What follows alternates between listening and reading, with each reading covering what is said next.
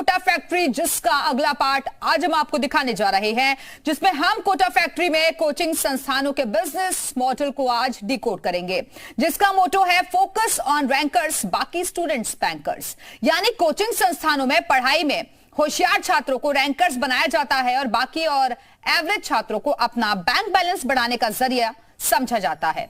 और यह बात हम यूं ही हवा में नहीं कह रहे, बल्कि कोटा में पढ़ने वाला बच्चा इस बात को जानता है और कहता भी है। लेकिन कोटा की कोचिंग इंडस्ट्री हमेशा से ऐसी नहीं थी। एक वक्त था जब कोटा की कोचिंग सेंटर का मकसद टॉपर्स तैयार करना होता था, लेकिन अब कोटा कोचिंग की फैक्ट्री बन चुका है और फैक्ट्री में तो मुनाफा ही सबसे पहले आता है।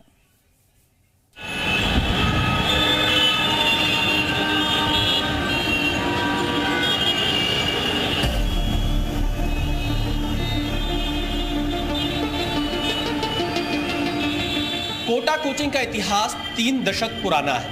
1990 में कोटा कोचिंग की आप कह सकते हैं कि शुरुआत हुई थी, लेकिन उस वक्त ये इतना मशहूर नहीं था। ये जो बिल्डिंग आप देख रहे हैं, ये जो जगह है, यहीं से कोटा कोचिंग की सबसे पहले शुरुआत हुई।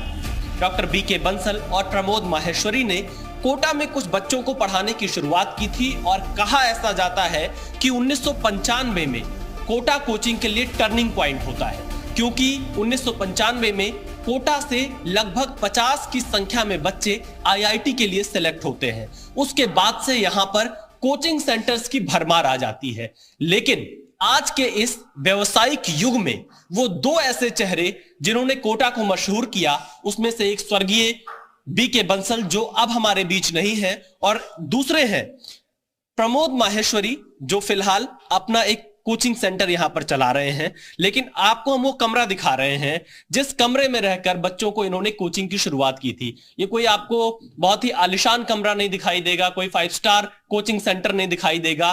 फिलहाल यहां पर ये दूसरी चीजें, अपनी बुक्स की पैकेजिंग यहां पे करा रहे हैं। लेकिन एक वक्त था जब 90 के दशक में यहां पर ये बच्चों को पढ़ाते थे।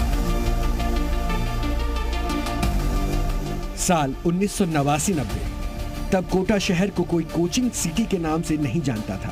कोटा में बीके बंसल और प्रमोद माहेश्वरी ने कुछ बच्चों को पढ़ाने की शुरुआत की। तब इनका मकसद पैसा कमाना नहीं, बल्कि टैलेंट को आईआईटी तक पहुंचाना था। लेकिन वो वक्त और था,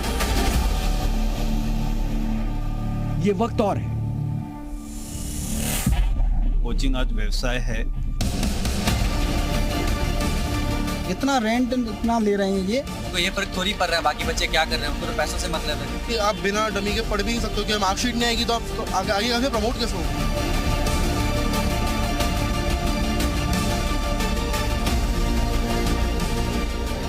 मैं बोलूँगा व्यवसायीकरण तो जरूर हो गया है, क्योंकि कोई चीज़ में जब बहुत तरक्की होती है लोगों की और बहुत आगे बढ़ता है, तो व्यवसायीकरण होना एक स्वाभाविक है। तो कोचिंग आज व्यवसाय है।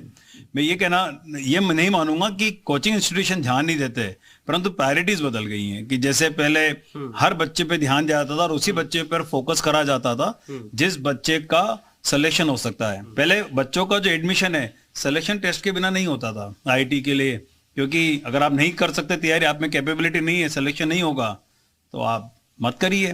परंतु हर बच्चों को एडमिशन दिया जाता है। तो व्यवसायीकरण तो हो ही चुका है। जो बच्चे अच्छे हैं उनको पढ़ाया जाता है, तो और बाकी को सिर्फ खुश रखा जाता है। तो ये बोल सकते हैं कि 90% are paying for the education और रिमेनिंग 10%। तो आप बोल सकते हैं कि फोकस इज ऑन रैंकर, बाकी सारे स्टूडेंट बैंकर्स। ये कोटा फैक्ट्री का आईना है, जहां कोचिंग अब व्यापार बनकर रह गई है। ऐसा व्यापार जिसमें कोचिंग संस्थानों के लिए स्टूडेंट्स की सिर्फ 2 कैटेगरी है, पहली रैंकर्स और दूसरी बैंकर्स। आप किस चीज की तैयारी कर रहे हैं? नीट की। नीट की। कितने महीनों से आप हैं यहाँ पर? अभी लगभग 7 महीने हो गए शायद। 7 महीने से। अच्छा, क्या कैसी स्थिति है यहाँ पर, क्या माहौल है? माहौल ठीक है, अच्छा है, पढ़ाई का माहौल है। कोई प्रेशर, कोई तनाव, कोई ऐसी बात जो आप लोग शेयर ना कर पाते हो? नहीं, ऐसी तो कोई बात नहीं है, प्रेशर वगैरह कुछ नहीं। आपके मम्मी पापा कितने दिन पर आते हैं यहाँ मिलने आपसे? महीने में 1 बार या कभी कभी 2 बार आ जाते हैं। इतना रेंट इतना ले रहे हैं ये, मतलब रेंट के हिसाब से बच्चे के, एक तो स्कूल वाले भी इतना वो कर रहे हैं, मतलब पैसे का सारा कुछ मैटर फेल कर देता है आदमी को। कितना पैसा ले लेते हैं कोचिंग वाले? अभी तो फिलहाल जो ले रहे हैं वो तो ले ही रहे हैं। कितना? अभी तो 22 के समथिंग। 1,22,000 एक साल का? एक साल का। और हॉस्टल में कितना खर्चा लग जाता है? उतना ही हॉस्टल में आ जाता है। 1 लाख के आसपास? हाँ, ज्यादा पड़ता है बल्कि। तो यानी कि लगभग एक साल में 3 लाख रुपए के आसपास का खर्च आ जाएगा एक बच्चे हाँ, का। आ जाएगा। हॉस्टल वाले करते हैं, हॉस्टल वाले तो कहते हैं 5 को ही दो हमको। तो अगर 5 तारीख से 6 तारीख को किराया गया तो पेनल्टी है। कितनी पेनल्टी? पर ली नहीं है, फोन करके प्रेशर जरूर डालते हैं कि पेनल्टी लगेगी, आप पैसा जरूर डालें। अब मोटी फीस वसूलते हैं तो कोटा कोचिंग सेंटर्स को उस फीस को जायज भी ठहराना होता है और फिर इसका बोझ भी यहाँ पढ़ने वाले छात्र उठाते हैं। आतिफ, कोचिंग क्लासेस की तरफ से कैसा प्रेशर होता है? उनको बस अपना सिलेबस कंप्लीट करवाने से मतलब होता है। बच्चों को समझ में आया ना, इससे उनको कोई फर्क नहीं पड़ता है। मतलब कैसा ये इसमें किस तरह से प्रेशर बनाते हैं वो? इसमें स्टार्टिंग में जब मैं यहाँ आया था तो मेरे 4 क्लासेस होते थे पर डे, लेकिन उसको इंक्रीज करके अब 5 कर दिया इन लोगों ने। ऐसे ही बार बार बच्चों को बोलते हैं डाउट काउंटर पे आके बैठो, पूछो, लेकिन उनको फर्क नहीं पड़ता बच्चों को समझ में आ रहा है या नहीं आ रहा है। जैसे संडे छुट्टी मिलती है कि नहीं? संडे